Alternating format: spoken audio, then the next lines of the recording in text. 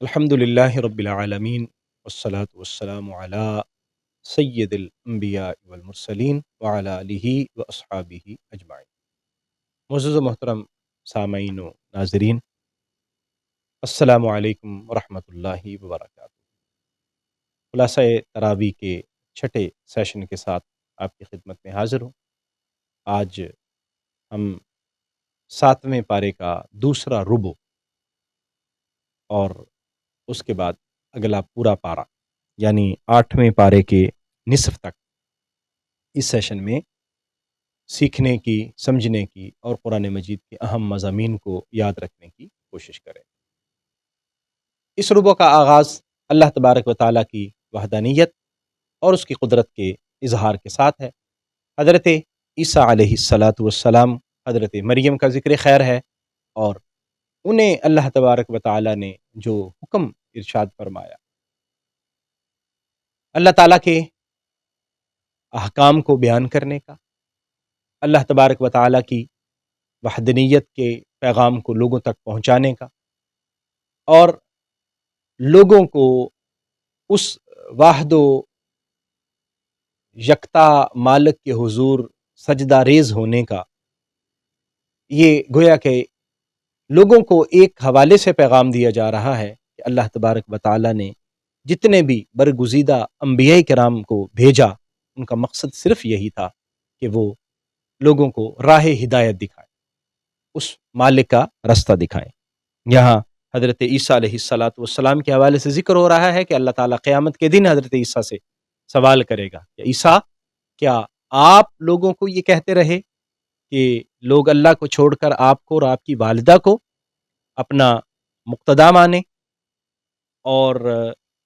رب مانے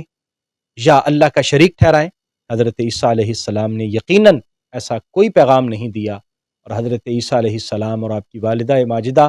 قطعاً اس طرح کے ہر چیز سے مبرہ اور منزہ تھے، اللہ جانتا ہے، لیکن یہ سکھایا گیا، لوگوں کو بتایا گیا کہ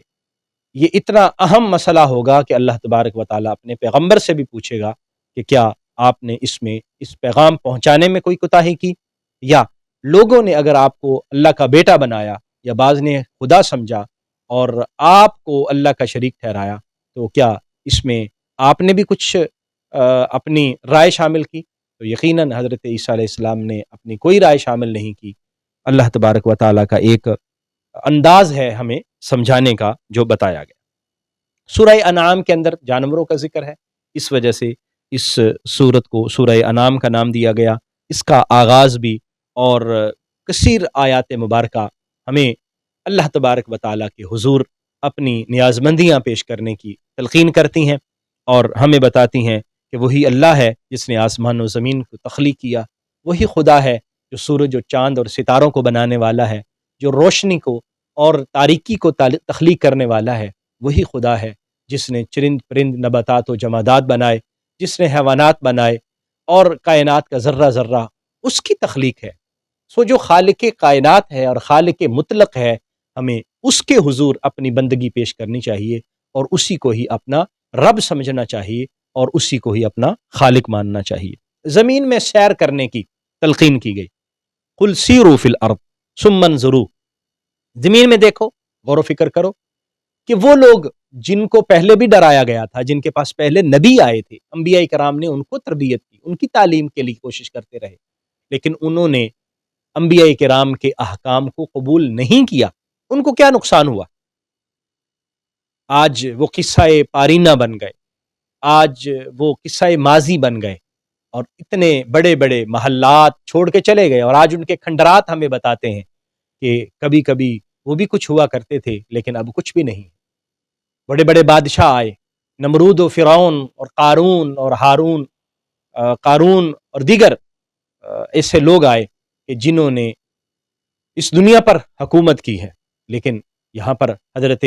موسیٰ علیہ السلام، حضرت عیسیٰ علیہ السلام جیسے پیغمبر بھی تشریف لائے۔ انبیاء کرام لوگوں کو اللہ کی طرف بلاتے رہے، لیکن لوگوں کو یہ دیکھنا چاہیے کہ کامیاب کون رہا۔ حضرت ہارون، حضرت موسیٰ، حضرت عیسیٰ، حضرت ابراہیم، یہ کامیاب رہے، اور ان کے مقابلے میں آنے والے، وہ فرعون ہو، وہ قارون ہو، وہ نمرود ہو، وہ شداد ہو، جو بھی ہو، وہ ناکام ہوئے، ساری سہولتوں کے باوجود اور ساری وسعتوں کے باوجود۔ اللہ تبارک و تعالیٰ نے ہمیں اپنے نیک بندوں کے ساتھ جڑنے کی تلقین فرمائی اور ہمیں حکم دیا کہ جو اللہ تعالیٰ کے برگزیدہ لوگ ہیں ہم ان کے ساتھ جڑ کے رہیں، اور یہ تلقین کی گئی کہ وہ لوگ جو صبح و شام اللہ کی رضا کے لیے اس کی یاد میں مگن رہتے ہیں ہم ان کے ساتھ اپنے تعلق کو جوڑیں۔ نبی کریم صلی اللہ علیہ وآلہ وسلم کو یہ حکم دیا گیا، محبوب یہ جو صحابہ ہیں، یہ حضرت بلال ہیں، یہ حضرت صہیب ہیں، حضرت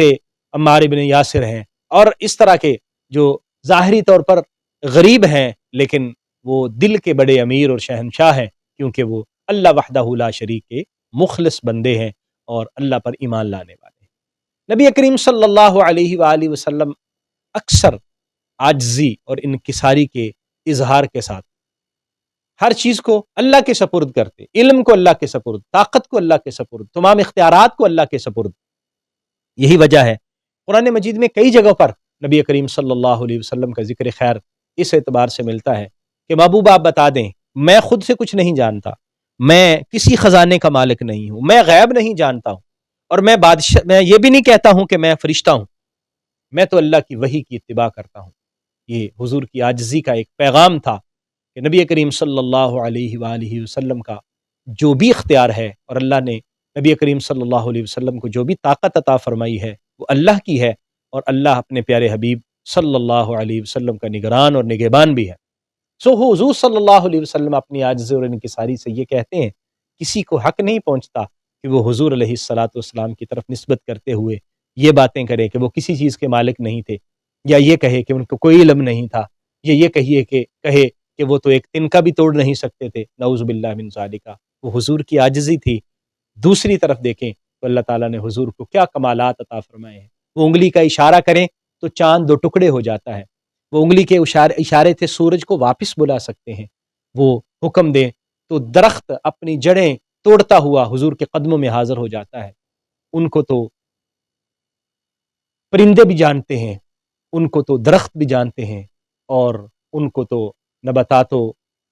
حیوانات و جمادات بھی جانتے ہیں، اور اونٹ بھی اپنے سر کو ان کے قدموں میں رکھ کے ان کی غلامی کا اظہار کرتے ہیں۔ کسی بھی انسان کو یہ زیب نہیں دیتا کہ ان کی ذات کے حوالے سے اس طرح کی بات کرے۔ نبی کریم صلی اللہ علیہ وآلہ وسلم کے تذکرے کے ساتھ ساتھ دیگر انبیاء کرام کا ذکر ہے۔ حضرت ابراہیم علیہ السلام کا یہاں ذکر ہے، اور توحید کی تفہیم کے لیے ایک بڑی خوبصورت مثال حضرت ابراہیم علیہ السلام کے ذریعے سے ہم تک پہنچائی گئی کہ حضرت ابراہیم علیہ السلام کے جو اہل خانہ تھے، خاص طور پر ان کے چچا کا ذکر ہے جن کو قرآن نے ان کا اب کہا، اور مفسرین کرام فرماتے ہیں کہ قرآن میں جہاں بھی حضرت ابراہیم کے اب کا ذکر ہے، یعنی حضرت ابراہیم کے باپ وہ بت پرست تھے، تو مراد ان کے چچا ہیں، کیونکہ باپ جو ہے وہ موحد تھے اور اللہ تعالیٰ کی وحدانیت کے قائل تھے۔ تو انہوں نے جب آسمان و زمین کی چیزوں کو دیکھا تو ان کی طرف دیکھ کر کہنے لگے کہ کیا یہ خدا ہو سکتی ہیں؟ پتہ نہیں، خدا تو وہ ہے جو یہ ساری چیزیں پیدا کرتا ہے۔ یہاں پر ایک مثال دی گئی ہے، رات آئی، انہوں نے ستارے دیکھے، کہا یہ میرا خدا ہے، جب صبح ہوئی ستارے غروب ہو گئے، کہا یہ میرا خدا نہیں ہو سکتے۔ پھر چاند کو دیکھا، چاند کو دیکھ کر کہا کیا یہ خدا ہو سکتا ہے؟ چاند بھی غروب ہو گیا، کہا یہ بھی خدا نہیں ہو سکتا۔ سورج کو دیکھا چمکتے ہوئے اور پوری کائنات کو روشنی دیتے ہوئے اور کرنیں بکھیرتے ہوئے، تو کہا یہ خدا ہو سکتا ہے۔ پھر جب سورج غروب ہوا تو کہا کہ یہ بھی خدا نہیں ہو سکتا، کیونکہ جس کو زوال ہے وہ خالق نہیں ہو سکتا۔ خالق وہی ہو سکتا ہے کہ جو زوال سے پاک ہو، جو اختتام سے پاک ہو، اور جو ہمیشہ سے اور ہمیشہ رہے، اور وہ وحدہ لا شریک ہے۔ اور پھر آخر میں وہ جملہ بولتے ہیں، انی وجہت وجہی للذی فطر السماوات والارض حنیفا وما انا من المشرکین۔ میری ساری توجہیں، میرے خیالات، میرے احساسات، میرے دل کی ہر چیز اس وحدہ لا شریک کی طرف متوجہ ہے، اور میں نے اپنا چہرہ بھی اس مالک کی طرف کیا کہ جس نے آسمان و زمین کو پیدا کیا ہے، اور وہی خالق و مالک اصل میں کائنات کا پالنہار ہے، اور میں شرک سے میرا کوئی تعلق نہیں ہے۔ دیگر انبیاء کرام کا ذکر یہاں ہوتا ہے، حضرت اسحاق، حضرت یعقوب، حضرت نوح، حضرت داؤد، سلیمان، ایوب، یوسف، موسیٰ، ہارون، زکریا، یحییٰ، عیسیٰ، الیاس، اسماعیل، یسع، یونس، لوط علیہم السلام اجمعین، ان سب انبیاء کرام کا ذکر خیر ان آیات مبارکہ کا حصہ ہے، جس کا مقصد ہمیں سمجھانا ہے کہ یہ انبیاء کرام اللہ کی وحدانیت کا سبق پڑھانے کے لیے آئے تھے، اور ہمیں اس کا خیال کرنا چاہیے کہ 1,24,000 کم و بیش اللہ نے جو نبی بھیجے ان کو کیوں نازل فرمایا۔ سورہ انعام کے اندر اللہ تعالیٰ نے کائنات کے مختلف امور کو دیکھنے کی طرف ہماری رہنمائی فرمائی۔ ایک دانہ ہے وہ کس طرح پھٹتا ہے اور پھر اس سے ایک پودا نکلتا ہے، کونپلیں پھٹتی ہیں اور پھر وہ تناور درخت بن جاتا ہے، فرمایا اس کی طرف توجہ کرو، اور صبح جب طلوع ہوتی ہے اس کی طرف دیکھو، سورج اور چاند کی طرف دیکھو۔ اللہ تعالیٰ نے یہ ساری چیزیں پیدا کی۔ ہمیں اپنی تخلیق کی طرف غور و فکر کرنا چاہیے، کیسے اللہ تعالیٰ نے ہمیں تخلیق فرمایا، اور پھر یہاں پر ہمیں پھلوں کی طرف دیکھنے کی تلقین کی گئی کہ دیکھو کس طرح کھجور اپنا پھل دیتی ہے، گوشے کیسے جو ہے وہ خوشے لگے ہوئے ہیں درختوں کے اوپر، اور انگور کو دیکھو کس طرح، انار کو دیکھو کیسے تہ در تہ جو ہے اس کے دانے اپنی خوبصورتی کے ساتھ جڑے ہوئے ہیں، اور کس طرح ذائقے دار یہ پھل ہیں جو اس مالک کی قدرت اور اس مالک کی تخلیق کی طرف ہمیں دعوت دیتے ہیں، اس کو ہم غور و فکر کے ساتھ دیکھیں۔ اللہ تبارک و تعالیٰ نے یہ ساری نعمتیں ہمارے لیے تخلیق کی ہیں، اور ہمیں اپنی بندگی کے لیے تخلیق فرمایا ہے، اور ہمیں اپنے سامنے جھکنے کے لیے تخلیق فرمایا۔ ہمیں منع کیا گیا کہ جو معبودان باطلہ ہیں، جو جھوٹے خدا ہیں، ہم ان کو بھی برا بلا مت کہیں، کہیں ایسا نہ ہو کہ ہم کسی کے جھوٹے خدا کو برا کہتے ہیں تو وہ ہمارے سچے خدا کو برا کہیں، اس لیے ہمیں منع کیا گیا، لا تسبوا الذین یدعون من دون اللہ فیسبوا اللہ عدوا بغیر علم۔ ہم کسی کو گالی نہ دیں، کسی کو خدا کو گالی نہ دیں، جو جھوٹے خدا ہیں ان کو بھی گالی نہ دیں،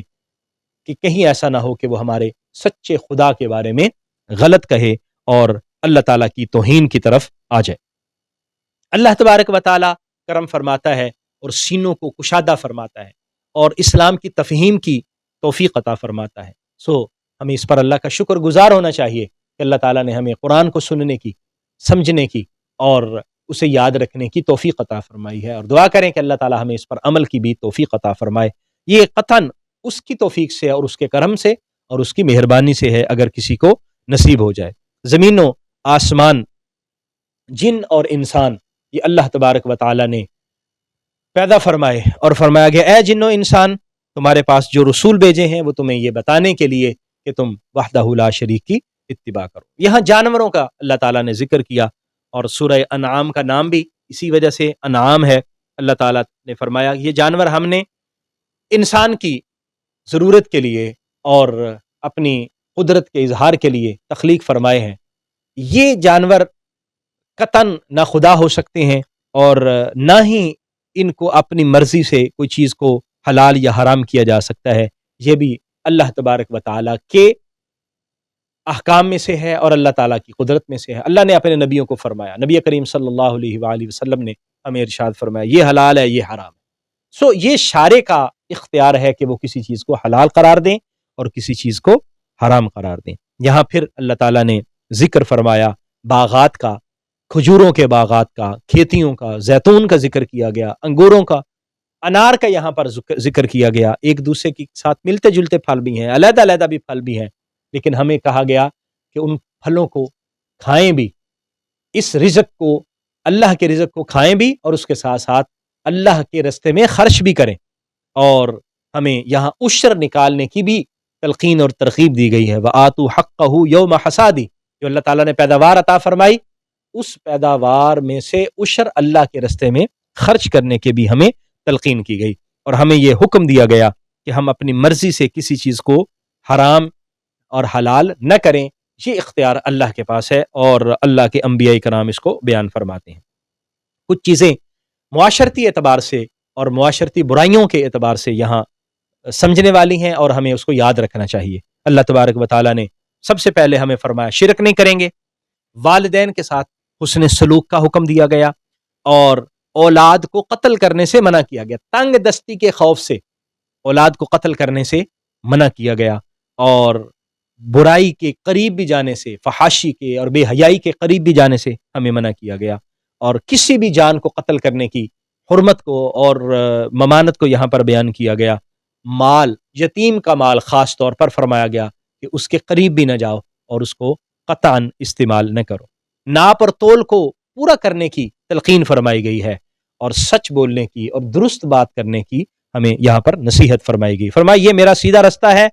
اس رستے کی اتباع کرو اور دوسرے رستوں پر نہ چلو جو تمہیں دائیں لے جائیں بائیں لے جائیں، یہ سیدھا رستہ ہے، اس سیدھے رستے پر چلتے رہو۔ اور پھر ہمیں تفریقہ اور فرقہ بندیوں سے بچنے کی تلقین کی گئی۔ اس مالک کا جو رستہ دیا ہوا ہے وہ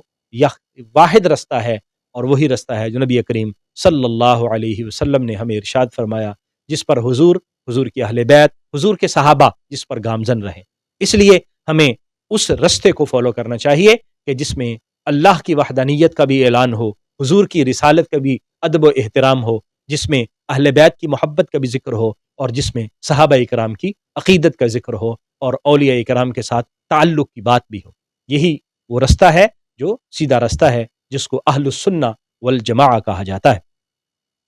اور آخر پہ اس سورہ مبارکہ کا جو اختتام اور آخری آیات مبارکہ ہیں، وہاں ہمیں اپنی بندگی حضور اللہ کے حضور پیش کرتے ہوئے یہ اعلان کرنے کی تلقین کی گئی ہے کہ تم جو بھی کرو، جو بھی نیک اعمال کرو اور اچھے کام کرو، گزارش کرو، ان صلاتی و نسکی و محیایا و مماتی للہ رب العالمین، میری نماز، میری قربانی، میرا زندہ رہنا، میرا اس دنیا سے رخصت ہو جانا، سارے کا سارا اس اللہ کے لیے ہے۔